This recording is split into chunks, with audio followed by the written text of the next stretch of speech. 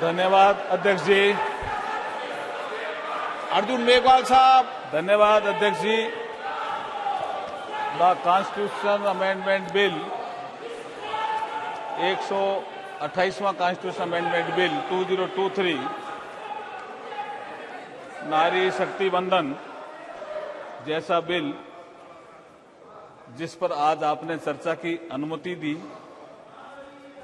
मैं आपका बहुत आभारी हूं कि आपने मुझे बोलने का अवसर भी दिया। इस अवसर पर इस चर्चा में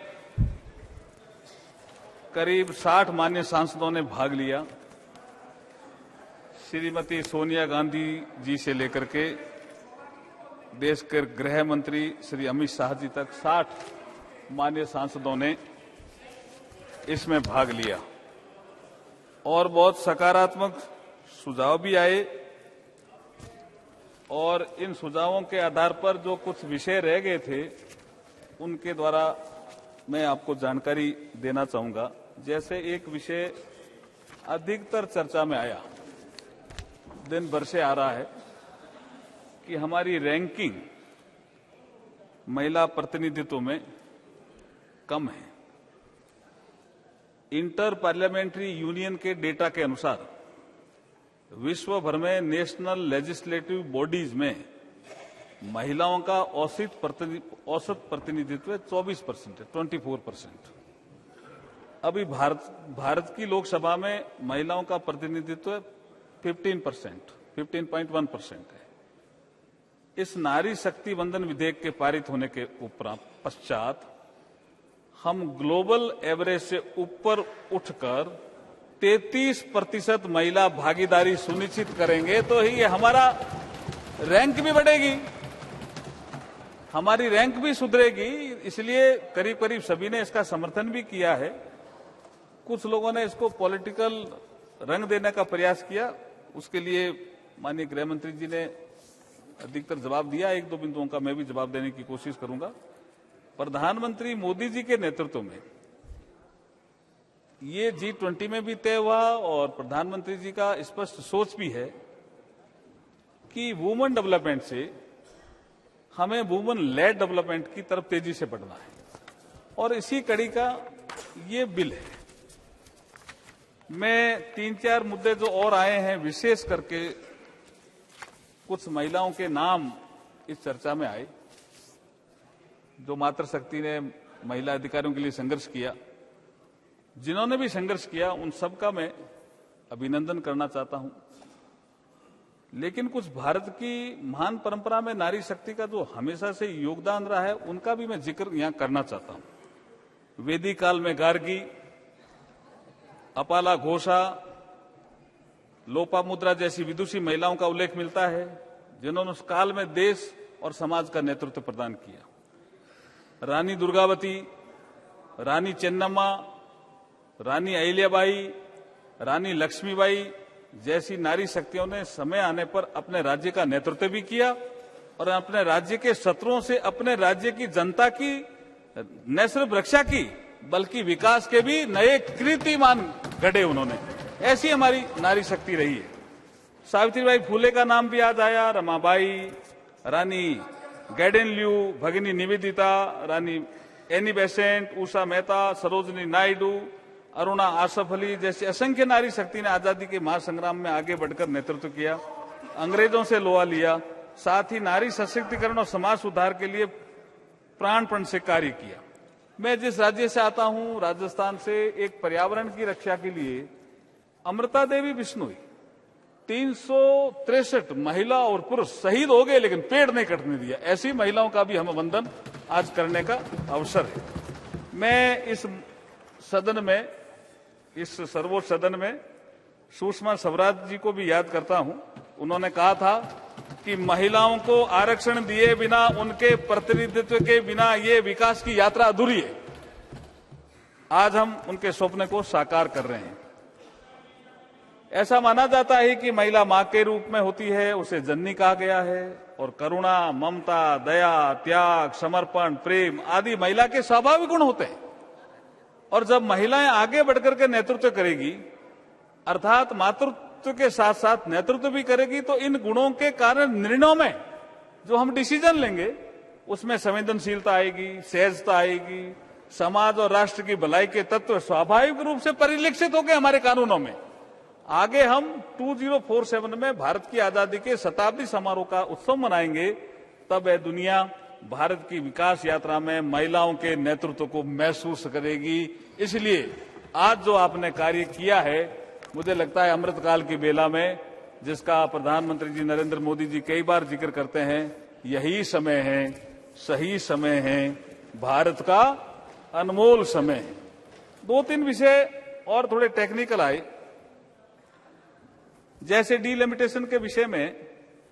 ये डीलिमिटेशन एक्ट संसद ने बनाया, कई बार उसकी संविधान में संशोधन संसद ने किया, 82 में प्रावधान है।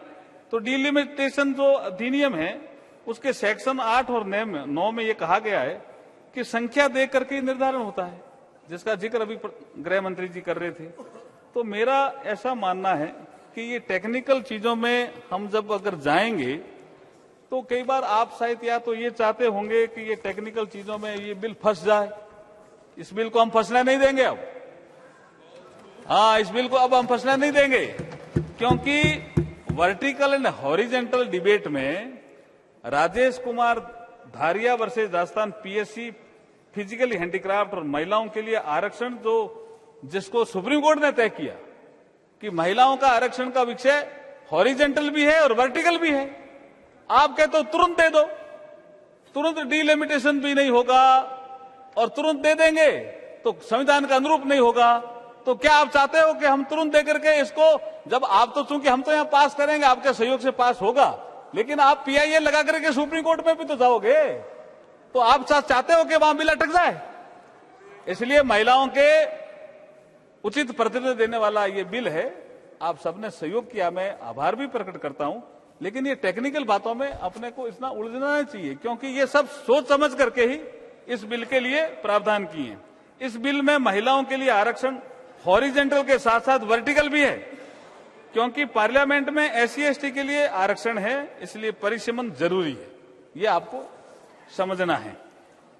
इसके अलावा जो विषय और भी कुछ सदस्यों ने रखे, जैसे एक विषय रखा कि डीलिमिटेशन क्या जरूरी है, सीट रीएडजस्टमेंट क्या जरूरी। आर्टिकल 82 में साफ साफ लिखा हुआ है, जिसका जिक्र निशिकांत दुबे जी भी कर रहे थे, कि आर्टिकल 82 में लिखा हुआ है कि रीएडजस्टमेंट ऑफ सीट डीलिमिटेशन का ही पार्ट है।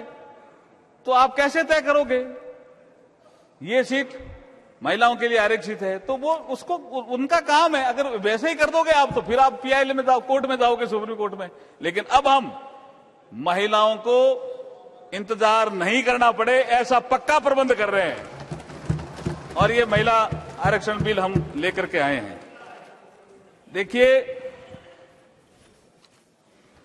विपक्ष के समय भी, अभी राहुल गांधी जी बोल के गए, ये बिल पास कराने का समय था, लेकिन ये क्यों नहीं लाए।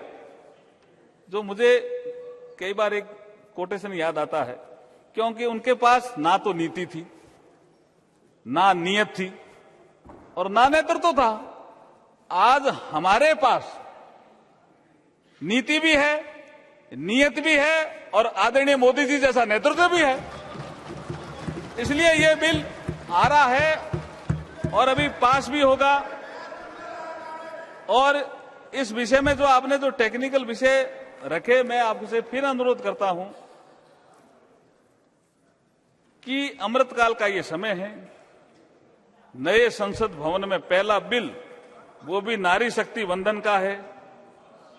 सभी दलों ने समर्थन किया। इसमें पॉलिटिकल स्कोर करके आप क्या इसमें करना चाहते हो। हमारे पास भी बहुत सी चीजें हैं। आपने अभी जिक्र किया कि ओबीसी के सेक्रेटरी कितने, मैं भी आईएएस रहा हुआ हूं, मुझे इसकी जानकारी है। राहुल गांधी जी यहां रहे नहीं। अब 92 बैच में जो आया, नहीं यहां सदन में नहीं है, सदन में, हाँ सदन में नहीं है अनुराग जी। 92 बैच में जो आईएएस में आया वो सेक्रेटरी बनेगा। तो 92 बैच में राज किसका था? सेक्रेटरी कैसे बनेगा? राज आपका ही था, आप अपने राज को ही कोस रहे हो। आप कभी कहते हो कि SC/ST के लिए आपने काम नहीं किया। अरे मैं बताना चाहता हूं जी, आपने बाबा साहब को 52 में चुनाव हराया, आपने बाबा साहब को 52 में चुनाव हराया, फिर भंडारा से वो उपचुनाव लड़ना चाहते थे, वो भी आपने हराया, और आप संविधान सभा में भी नहीं आने देना चाहते थे। आपकी ऐसी नीयत है जी। आप OBC समाज के भले की बात कर रहे हो, सारी बातें गृह मंत्री जी ने कह दी है। मैं ये कहना चाहता हूं कि सेक्रेटरी ऐसे ही बन जाते हैं क्या? और जैसे ठीक कहा गृह मंत्री जी ने, किस नियम क्या है? सेक्रेटरी जो हम पॉलिसी बनाते हैं उनको लागू करने का काम करते हैं। बोलते हैं आप जो पॉलिसी हम बनाते हैं उसको लागू करने का काम करते हैं सेक्रेटरी नहीं है तो सेक्रेटरी सबका समर्थन लो। तो ऐसा करके डिबेट को तो डिबेट किया, ये ठीक नहीं था। मैं अगला एक बिंदु कहना चाहता हूं। सुप्रिया सुले जी ने कहा कि बाबा साहब ने, डॉक्टर BR अम्बेडकर जी ने हमें वोटिंग राइट दिया जिससे हम सशक्त हुए। बात एकदम ठीक है। जब संविधान सभा में चर्चा चल रही थी तो कुछ ऐसे कह रहे थे कुछ पढ़े लिखों को वोट दो, कुछ कह रहे थे कि एक बड़े साहूकार को वोट दे दो, कुछ गिन लो, ऐसी स्थिति आ रही थी। उस समय बाबा साहब खड़े हुए, BR अम्बेडकर, उन्होंने कहा हम एशिया और अफ्रीका के देशों को नेतृत्व देने जा रहे हैं, इसलिए हम ऐसा निर्णय करें। अडल्ट फ्रेंचाइज का निर्णय अगर किसी ने किया तो डॉक्टर BR अम्बेडकर ने किया, और उनके जिद के कारण हुआ। उनको भी आपने हराया। जब इतना बड़ा काम किया, संविधान का निर्माण कर दिया, संविधान की रचना करी, संविधान के शिल्पकार थे, उनको भी आपने हराना के काम किया। फिर यहां पॉलिटिकल स्कोर आप खड़ा करने की बात कर रहे हैं। मैं कहता हूं संविधान की प्रस्तावना में राजनीतिक, सामाजिक, आर्थिक न्याय की बात कही गई है। हम आज महिलाओं को न्याय दे रहे हैं। संविधान की प्रस्तावना में राजनीतिक, आर्थिक, सामाजिक न्याय की बात कही गई। हम आज महिलाओं को न्याय दे रहे हैं और प्रतिष्ठा।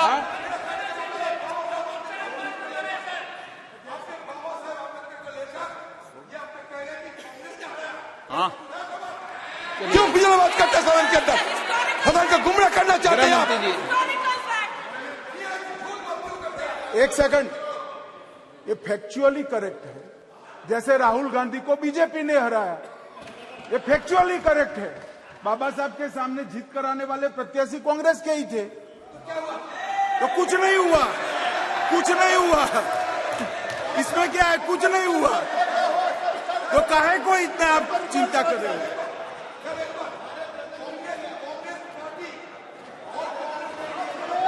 भारत रत्न भी नहीं दिया और आप सेंट्रल हॉल में तेल चित्र भी नहीं लगने दिया। अरे सेंट्रल हॉल में अध्यक्ष जी तेल चित्र भी नहीं लगने दिया। मेरे पास रिकॉर्ड है। कांग्रेस पार्टी ने कहा कि बाबा साहब भीमराव अम्बेडकर जी का तेल चित्र लगने के लिए सेंट्रल हॉल में जगह नहीं है। ऐसा इन्होंने काम किया।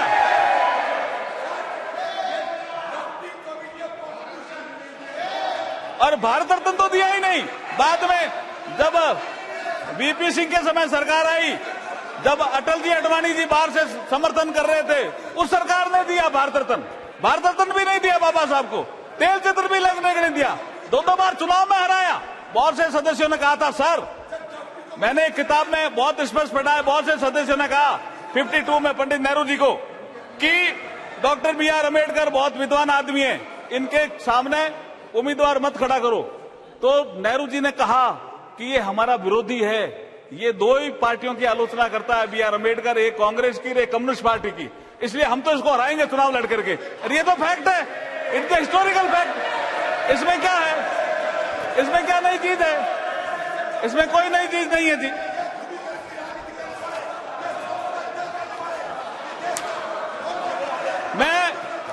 मैं ये कहना चाहता हूं, मैं करेक्ट बोल रहा हूं, एकदम करेक्ट बोल रहा हूं सर, मैं एकदम करेक्ट बोल रहा हूं। हमारे शांतनु ठाकुर साहब यहाँ एक MOS है, उनके पास पूरा रिकॉर्ड है, कैसे वो कॉन्स्टिट्यूएंट असेंबली में आए, किन लोगों ने वोट दिया, पूरा रिकॉर्ड है उनके पास। और आप देखिए, मैं विषय पे आता हूं। मैं विषय पे आता हूं। मैं एक विषय पे आता हूं। हमारे एक माननीय सदस्य ने ये राइट टू वोट का विषय तो कई सदस्यों ने उठाया, इसलिए मुझे कहना पड़ा। राइट टू वोट का विषय तो कई सदस्यों ने उठाया, इसलिए मुझे कहना पड़ा कि राइट टू वोट का अधिकार बाबा साहब ने हम सबको दिलाया। उन्होंने कहा पुरुष और महिला सबको एक साथ वोटिंग राइट मिलना चाहिए। वो वोटिंग राइट मिला और उन्होंने ये भी कहा संविधान सभा में कि आप मताधिकार दे करके तो देखो। तो कई लोगों ने विरोध किया, साहब कुछ लोग अनपढ़ है, महिलाएं तो ज्यादा अनपढ़ है। उन्होंने कहा हमारी महिलाएं अनपढ़ हो सकती है, लेकिन जब मताधिकार का दिन आएगा तो वो होली और दिवाली की तरह ये दिन मनाएगी। आज जब मैं जाकर के देखता हूं पंचायत राज का चुनाव, आज मैं जाकर के देखता हूं नगर पालिका का चुनाव, आज मैं जाकर के देखता हूं विधानसभा का चुनाव, आज मैं जब जाकर के देखता हूं लोकसभा का चुनाव, महिलाएं जब सज धज करके आती है, और आपने भी कोटा में देखा होगा, वो सेलिब्रेट करती है साहब, और B.R. अम्बेडकर को याद करती है। तो ये जो विषय आज आया कि बाबा साहब ने वोटिंग राइट दिया, मैं उन सदस्यों का भी सम्मान करता हूं। एक कांग्रेस की ज्योतिमणि ने एक कटाक्ष किया कि महिलाएं, दलित महिलाएं पानी के लिए तरसती थी। अब दलित महिलाएं पानी के लिए तरसती थी तो ज्योति जी राज किसका रहा? अब तो हर घर में नल और उससे जल उपलब्ध कराने का काम मोदी जी कर रहे हैं। देखिए मैं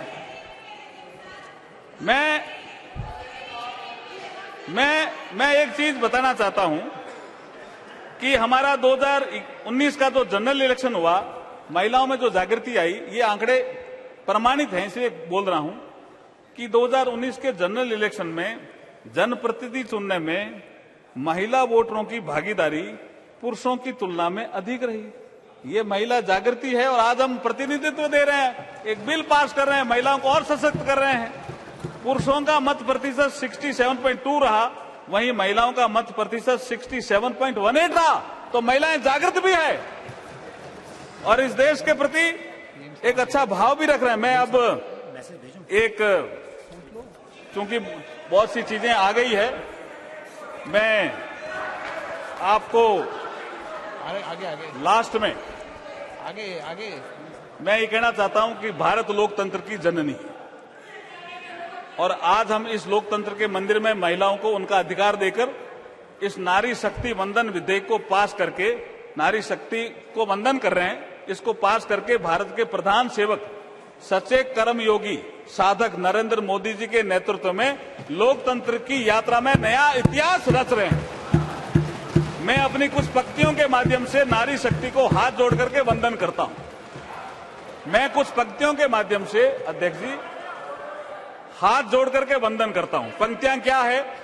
पंक्तियां, नारी शक्ति तेरा वंदन है, नारी शक्ति तेरा वंदन है, वंदन है अभिनंदन है। नारी शक्ति का मान बढ़ेगा, नारी शक्ति का मान बढ़ेगा, भारत का सम्मान बढ़ेगा, शान बढ़ेगी, आन बढ़ेगी, नारी की पहचान बढ़ेगी।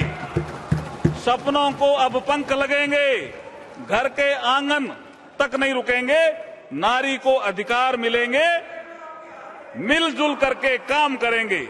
देश हमारा विकसित होगा, देश हमारा विकसित होगा, दुनिया का नेतृत्व करेगा। जन जन अब जयगान कर रहा है, जन जन अब जयगान कर रहा है। नारी शक्ति तेरा वंदन, वंदन है और अभिनंदन है। मैं आपसे प्रार्थना करता हूं कि इस बिल को आप कंसीडरेशन के लिए लें। बहुत बहुत धन्यवाद।